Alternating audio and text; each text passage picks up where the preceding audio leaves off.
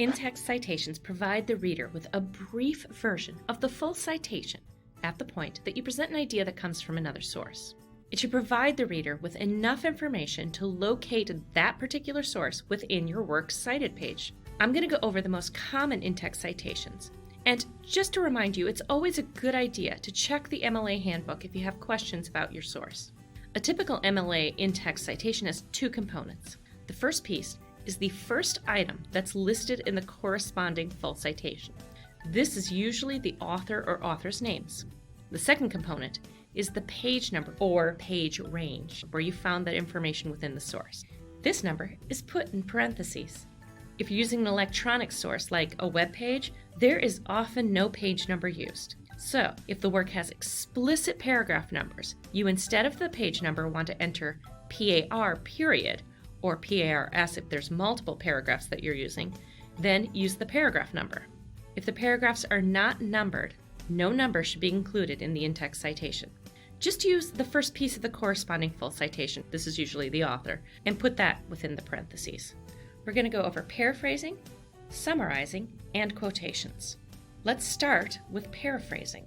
Most of your references are usually going to be paraphrases of another person's words. Paraphrasing is including the ideas of others, but putting it in your own words. Summarizing is a little bit different. Summarizing is including the ideas of another person, but summarizing the entire work. Now, the reason why I bring up paraphrasing and summarizing is that both of these require an in-text citation, so that the reader knows what your source is. For paraphrases and summaries, the parentheses portion of the in-text citation goes at the first natural pause in the text. Finally, quotations. If you use any of the words of another person, you need to indicate to the reader that those words are not your own by putting those words within quotation marks.